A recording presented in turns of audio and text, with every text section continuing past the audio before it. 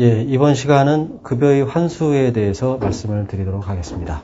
자, 급여의 환수입니다. 급여라고 하는 것은 물론 퇴직자에게 지급으로 끝날 수도 있지만은 급여가 지급된 후에 어떠한 사유로 인해서 그걸 환수하게 되는 사례가 발생할 수 있습니다. 그 환수 사유에 대해서 연금법에서는 다음과 같이 세 가지로 이렇게 정의를 하고 있는데요. 그 첫 번째로는 부정한 방법으로 급여를 받은 경우, 두 번째로는 급여를 받은 후 그 급여의 사유가 소급하여 소멸된 경우, 세 번째로는 기타 급여가 과급된 경우, 이런 식으로 정의를 하고 있습니다. 그래서 각각의 내용을 살펴보면 부정한 방법으로 급여를 받은 경우라 함은 예를 들면 공무상 질병부상 장애 또는 사망의 경위를 허위로 작성해서 공무상 요양비 또는 장애급여, 유족보상급여 이런 급여 등이 지급된 경우가 되겠습니다. 그리고 급여를 받은 후 그 급여의 사유가 소멸된 경우는 이제 파면 또는 해임 처분을 받은 자가 퇴직급여를 지급받은 후에 그 처분 자체가 취소가 돼서 동일자로 복직을 하는 경우, 그런 경우에 급여를 반납해야 되는 사유가 발생을 하는 거고요. 그 다음에 이제 기타 급여가 과급된 경우인데, 이 경우는 급여를 지급한 후에 그 재직 중 사유로 인해서 퇴직 후에 어떤 형벌이 확정되는 경우, 그런 경우가 이제 포함이 되겠고요. 또 다른 경우는 이제 급여액을 이제 착오로 산정해서 급여가 과급된 경우, 이제 이런 경우로 이제 크게 나눠볼 수가 있습니다.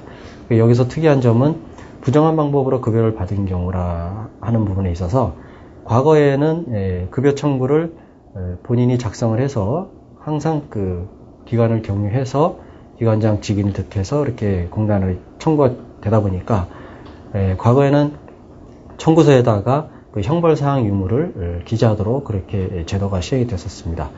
그러다 보니까 거기에 형벌사항 유무가 있었냐 없었냐를 이제 기준으로 판단을 해서 나중에 이제 부정하다 아니다를 이제 판단을 했는데, 최근에는 급여 청구하는 방식이 본인이 직접 작성을 해서 공단으로 직접 청구를 하기 때문에 기관을 경유하지 않습니다. 그래서 청구서에다가 뭐 형벌사항 유무를 기재하는 난도 이제 없어졌고요. 그래서 이 청구 자체를 보고 부정한 방법이다 아니다를 이제 판단하기는 어렵고요. 통상 부정한 방법이라고 하는 부분은 여기에 적시된 이런 경우가 아닐까 생각을 합니다.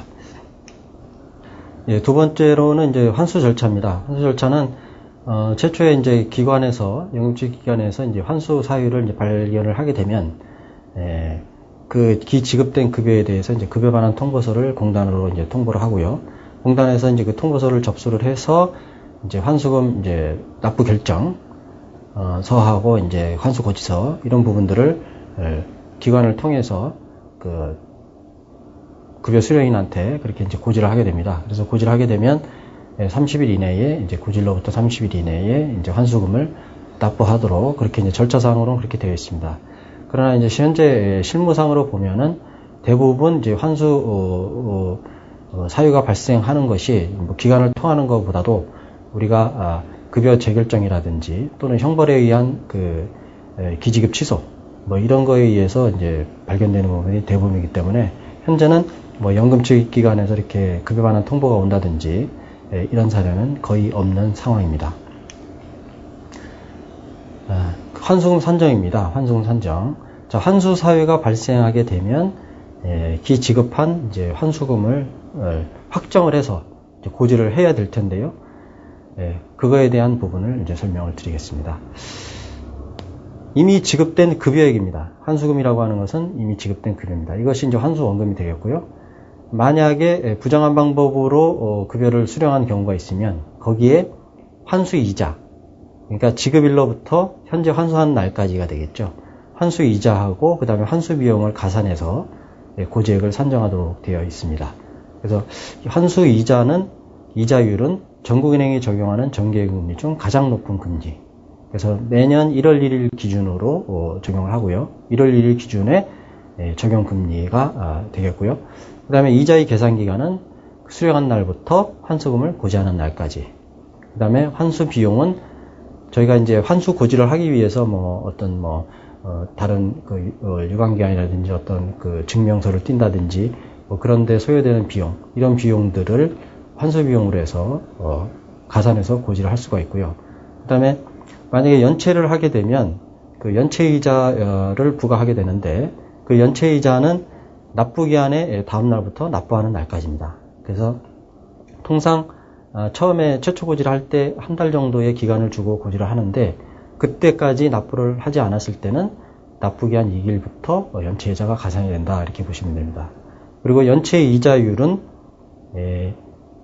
전국은행이 적용하는 정기예금 금리 중 가장 높은 금리의 두 배입니다. 그래서 앞서 그 환수이자는 그 높은 금리를 그대로 적용하지만 이 연체이자율은 그 높은 금리의 두 배를 적용한다. 그래서 올해 같은 경우에는 정기예금 금리가 4.2%, 거기에 곱하기 2에서 8.4%를 이렇게 적용을 하고 있습니다. 그리고 환수금의 납부기한 및 강제징수부인데요.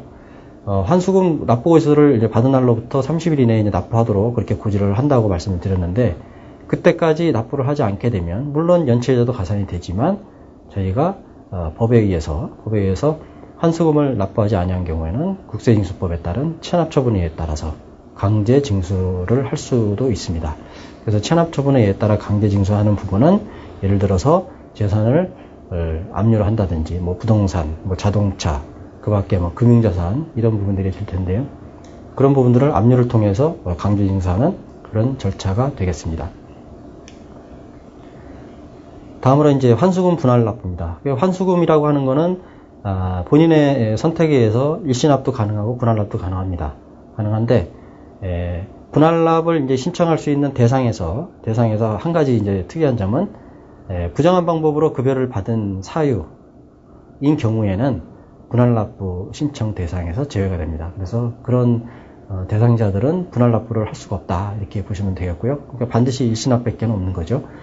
그래서 분할납을 원할 경우에는 분할납부 신청서를 이제 제출해서 승인을 받아서 매월 납부하면 되는 거고요. 그 납부 기간은 최장 60개월까지 그렇게 분할해서 납부를 할 수가 있습니다. 그래서 금액별로 구간이 틀린데요. 1,000만 원 미만인 경우에는 20회, 1,000만 원에서 2,000만 원 미만인 경우는 40회, 2,000만 원 이상인 경우는 60회까지 그렇게 해서 분할을 해서 납부를 할 수가 있습니다.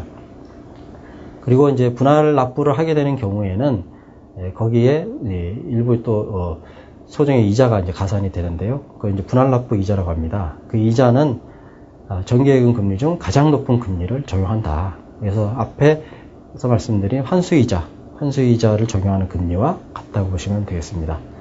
그래서 이렇게 분할 납부 승인을 했음에도 불구하고 분할 납부금을 또 내지 않는 경우가 있죠.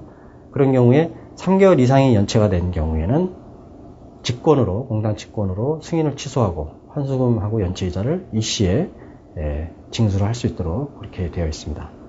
그리고 분할 납부금은 60개월까지 60개월 범위 내에서 이렇게 분할이 가능한데 그 분할 납부금을 산정할 때 그 산정 방식은 우리가 통상 은행에서 사용하는 그런 대출금 납부 방식과도 같이 원리금 균분 상환 방식으로 이게 계산식에서 보시다시피 이렇게 해서 산정을 해서 고지를 하고 있습니다.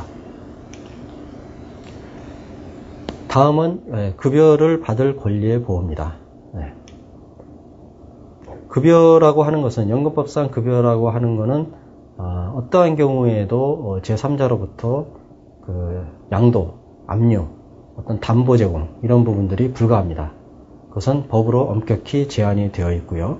그래서 저희가 그 모든 급여는 청구인의 이제 예금 계좌에 입금한다 이렇게 말씀을 드렸는데요. 결국 예금 계좌에 들어가기까지의 과정상에 있어서는 어느 누구도 이 급여에 대해서 압류나 또는 양도나 담보 제공이 불가하다 이렇게 보시면 되겠습니다. 다만 연금인 경우에 있어서는 국세징수법, 지방세법, 기타 법률에 의한 체납 처분이 가능하도록 그렇게 되어 있습니다. 그래서 연금 수급자 중에서 일부 국세나 지방세를 체납을 해가지고 압류가 되어 있는 그런 분들이 일부 있는 걸로 알고 있습니다. 그래서 그런 경우가 아닌 경우에는 일체 급여는 어떤 양도 압류, 담보 제공이 불가하다 이렇게 보시면 되겠고요. 그 다음에 이제 최근에 시행된 제도인데 연금 수급자인 경우에는 그 통장에 급여가 입금된 후에 매월 이제 연금이 통장으로 입금이 되는데요. 그 통장에 입금이 된 후에 통장 압류로 인해서 연금을 못 받는 사례, 그런 사례가 있습니다. 그래서 그런 부분들은 저희가 보호를 해주기 위해서 어떤 노후소득보장 차원에서 보호를 해줄 필요가 있다 해서 그런 분들은 본인의 신청에 의해서 계좌로 연금을 받지를 않고 은행에 직접 방문해서 창구 지급으로 그렇게 연금을 지급받는 그런 방식도 운영을 하고 있습니다. 그래서 본인이 이제 선택을 해서 신청을 하시게 되면 그런 식으로도 연금을 수령을 하실 수가 있다. 그래서 압류로부터 좀 자유로울 수가 있다. 이렇게 말씀드릴 수가 있겠습니다. 어쨌든 이 급여라고 하는 것은 본인의 통장에 입금되기까지는 어느 누구도 양도압류 담보제고에 불과하다. 이렇게 보시면 되겠어요. 첫 번째로 국가 등이 부담하는 다른 급여와의 조정입니다. 조정하는 부분은 다른 법령에 의해서 국가나 지방자치단체 부담으로 연금법에 의한 급여와 같은 종류의 급여가 지급됐을 때 그 급여에 상당하는 금액을 공제하고 지급한다. 이런 의미인데요. 결국 이중 지급이 안 된다. 이렇게 보시면 되겠습니다. 다만 여기서 예외적으로 국가유공자 예우 및 지원에 관한 법률에 따른 순직보상금은 그 공제 대상에서 제외를 하고 있습니다. 그리고 이 급여에서 공제할 금액을 산정함에 있어서는 재직기간이 종료되는 달의 기여금액의 중복월수를 곱한 금액을 산정을 해서 그 부분을 급여액에서 공제를 하고 지급을 합니다. 그리고 이런 부분을 확인하기 위해서는 연금 취급기관장이 급여 청구서를 확인 이송할 때 공제 사유 유무를 반드시 조사를 확인해서 그렇게 이송하도록 되어 있고요. 이렇게 해서 이제 지급되는 급여는 대부분 이제 재해보상 관련 그런 이제 급여가 대부분이 되겠습니다. 그리고 이제 두 번째로는 그 제3자의 손해배상과의 조정입니다. 네. 그래서 조정 내용을 보면 급여의 사유가 이제 제3자의 가해 행위로 발생한 경우, 즉 이미 지급한 경우에는 그 급여액이 범위 안에서 수급자가 제3자에 대하여 가지는 손해배상 청구권을 취득하고요. 아직 지급이 되지 않았다. 이런 경우에는 수급자가 제3자로부터 같은 사유로 손해배상을 받을 금액의 범위 안에서 급여를 부지급하는 그런 내용입니다.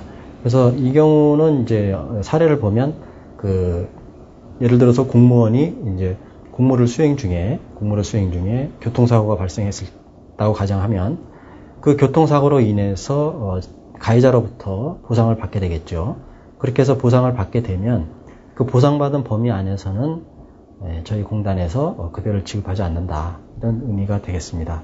그래서 결국 어떤 재해보상 급여에 어떤 국한된 그런 내용이 되겠습니다. 그리고 이제 공단 또는 지방자치단체의 구상권 행사를 위한 조치. 그래서 결국 이런 부분들에 대해서 이제 기관에서 확인하고 신고하는 그런 사항이 되는데요. 신고 의무입니다. 그게 결국 당해수 연금수급자, 급여수급자 및 요양기관이 지체 없이 연금취익기관장에게 이런 부분들을 신고를 해야 되고요. 그 다음에 연금취익기관장은 그 가해행위와 손해배상에 관한 사항을 조사해서 공단이나 지방자치단체에 통보를 해서 이런 중복되는 급여에 대해서 공제를 할 수 있도록 그렇게 시행을 하고 있는 것입니다. 그리고 다음으로는 탑연금법에 의한 연금수급과의 조정입니다. 이 부분은 현재 그 공무원 연금 수급자가 사망을 해서 배우자한테 유족연금이 승계가 될 경우에 그 배우자가 승계받는 유족연금 외에 본인의 퇴직연금을 수령하고 있을 때에는 그 유족연금을 2분의 1만 승계받도록 그렇게 제도가 운영되고 있습니다.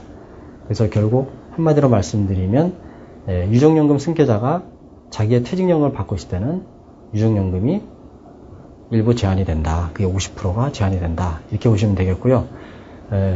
이 제도는 각각 그 공적연금에서 다 운영이 되고 있는데요. 공무원연금, 군인연금, 사립학교연금 이렇게 공히 운영을 하고 있습니다. 그래서 예를 들면 사립학교 연금 수급자가 사망을 해서 그 배우자한테 유족 승계를 했는데 그 배우자가 공무원연금법에 의한 자기 퇴직연금을 받고 있을 경우에는 그 사립학교 그 유족연금이 2분의 1이 제한이 된다. 이렇게 보시면 되겠습니다. 네, 두 번째로 공단의 급여 환수권 등의 시효에 관한 설명입니다. 기여금이나 환수금, 기타 징수금 등을 환수할 공단의 권리는 사유가 발생한 날로부터 5년입니다. 예를 들어서 환수 사유가 발생했을 경우에 그 환수금을 징수할 공단의 권리는 5년 안에 행사를 해야 합니다. 만일에 5년이 지났다고 한다면 그 권리는 없어진 것이죠. 그래서 환수를 할 수 없는 그런 상황이 되는 거고요. 기여금도 마찬가지로 저희가 그 사유가 발생한 날로부터 5년이 지나게 되면 기여금도 다시 환수를 할 수 없는 그런 상황이 되는 것이죠. 그래서 5년 안에 이런 권리 행사가 반드시 있어야 된다. 이렇게 이해를 하시면 되겠고요.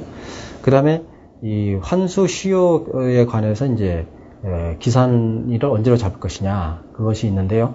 그것은 이제 심사청구 및 소송에 의한 경우에는 급여 재심위원회의 인용 결정, 소송에 승소한 경우 그에 관련된 급여를 받을 권리는 인용 결정 또는 판결이 확정된 날로부터 소멸시효 기산이 시작이 됩니다. 그리고 급여액의 일부가 지급 중지된 경우에는 중지사유가 소멸된 날로부터 소멸시효 기간이 기산이 된다. 이렇게 이해를 하시면 되겠습니다. 네, 첫 번째로 급여의 제한사유 및 제한 금액입니다. 제한사유는 크게 형벌과 관련되는 제한, 또 하나는 이제 고의 중과실 진단 불응으로 의한 제한, 이렇게 이제 두 가지로 나눠볼 수가 있는데요. 많이 발생하는 이제 형벌 등에 의한 제한을 설명을 드리면, 첫 번째로 재직 중의 사유로 인하여 분고 이상의 형을 받은 경우가 있겠고요. 여기서 형벌을 받은 경우라 하더라도 이 직무와 관련 없는 과실은 이제 제외를 합니다. 그리고 이제 고의 범죄의 경우에는 직무와 관련 없는 과실이라 하더라도 이제 포함을 하고요. 그 다음에 징계에 의해서 파면된 경우가 있고, 그 다음에 금품수수, 향응수수로 인해서 징계 해임된 경우가 있습니다. 그리고 이제 형법상의 이제 내란, 외환해제 이런 제 등으로 인해서 형을 받은 경우, 이런 경우에 이제 급여를 제한하게 되는데요. 그 제한 규모는 형벌이나 파면인 경우에는 퇴직급여는 5년 이상은 2분의 1, 5년 미만은 4분의 1, 그 다음에 퇴직수당은 공통적으로 2분의 1을 제한을 하고요. 그 다음에 해임의 경우에는 퇴직급여는 이제 5년 이상은 4분의 1, 그래서 5년 미만은 8분의 1, 그 다음에 퇴직수당은 공통적으로 4분의 1을 제한을 하고 있어서 형벌 파면의 경우보다는 그 제한 규모를 좀 낮게 그렇게 제도가 시행이 되고 있습니다. 그리고 내란이나 외환의 경우에는, 외환죄의 경우에는 제한된 급여보다는 이제 기존에 납부한 기여금액을 그대로 반환한다. 민법상 이자를 가산해서 그대로 반환하는 걸로 그렇게 지급 종결을 하고 있습니다. 그래서 여기서 이제 특이한 것은 형벌 파면이나 해임이나 이런 경우로 인해서 이제 급여가 제한될 경우에 제한을 하더라도 본인이 납부한 기여금하고 그 다음에 그동안의 민법상 이자 이 부분이 클 경우에는 그 기여금을 납부한 기여금을 그대로 본인한테 반환해 주는 걸로 그렇게 지급 처리가 되고 있습니다. 그리고 두 번째로는 이제 고의 중과실 진단 불응 등에 의한 이제 제한인데요. 첫 번째로 이제 고의로 이제 질병부상, 장애 또는 재해를 발생하게 한 경우, 이런 경우가 있을 텐데, 이런 경우에는 전액을 지급하지 않습니다. 뭐 제한된 규모가 아예 없는 것이죠. 아예 지급하지 않고요. 그다음에 유족급여 수급권자가 동순이자 선순이자를 고의로 사망하게 한 경우, 이런 경우도 마찬가지입니다.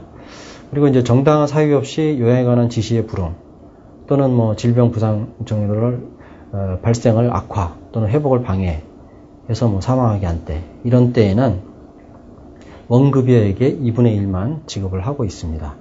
그리고 마지막으로 고의로 질병 부상 장애 정도를 이제 악화시킨 경우, 뭐 본인의 그 질병을 더 이제 악화시키는 그런 경우가 되겠죠. 그런 경우에도 원급여액의 이제 2분의 1 범위 안에서 지급을 하고 있습니다.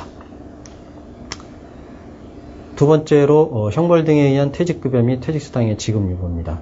앞서 말씀드린 부분은 어떤 이 형벌이 확정이 됐을 경우에 이제 제한해서 지급하는 경우고요. 이 경우는 지금 말씀드리는 부분은 그 공무원이나 공무원이었던 자가 재직 중의 사건으로 인해서 이제 수사가 진행 또는 형사가 계류 중에 퇴직을 하는 겁니다. 그러니까 형벌이 확정되기 이전 단계인 것이죠. 이런 단계에서도 일부 급여를 제한을 하고 있습니다. 제한을 하고 있는데 확정이 아니기 때문에 저희가 제한보다는 유보라는 표현을 쓰고 있는데요. 그 유보 규모는 재직기간이 5년 이상인 자인 경우에는 퇴직연금 일시금, 퇴직일시금 또는 퇴직연금 공제일시금의 2분의 1 범위 안에서 유보를 하고요. 재직기간이 5년 미만인 자는 4분의 1, 그 다음에 퇴직수당은 2분의 1을 유보를 하고 있습니다. 그래서 유보를 하고 있다가 이제 나중에 확정된 결과에 따라서 제한을 하든지 아니면 다시 지급을 하든지 이제 그런 결과가 따르게 되는 것입니다. 그래서 향후 유보된 금액에 대해서 이제 아무런 문제가 없었다라고 한다면은 이제 잔여급여를 청구를 할 수가 있는데요. 그렇게 이제 청구를 할 수 있는 사유가 이제 총 3가지가 있습니다. 그 경우가 첫 번째 불기소 처분을 받은 때, 두 번째는 금고 이상의 형을 받지 아니하기로 확정된 때, 세 번째는 금고 이상의 형의 선고유예 판결을 받고 그 유예 기간이 경과된 때, 이런 때에는 그 잔여급여를 청구 절차를 밟아서 이렇게 이제 지급을 하고요. 거기에 따라서 소정의 그동안에 공단에서 가지고 있던 유보액에 대한 그 이자 부분을 가산해서 그렇게 지급을 하고 있습니다. 그래서 여기서 지금 특이한 것은 금고 이상의 형의 선고유예 판결을 받고 유예기간이 경과된 때라고 했는데요. 이 유예기간은 지금 형법상 2년입니다. 2년. 그래서 2년이 지나면 2년 동안에 아무런 더 이상의 어떤 가중되는 범죄가 없었을 경우에는 2년이 지나면 자동으로 이거는 급여를 청구할 수 있는 권리가 발생하는 거죠. 그래서 2년이 지나면 받을 수 있는 거고, 나머지 불기소 처분이나 금고 이상 형을 받지 않기로 확정된 때, 이것은 최종적으로 이제 법원의 판단에 따라서 이제 언제 될지는 모르는 것이죠. 시기는 모르는 겁니다.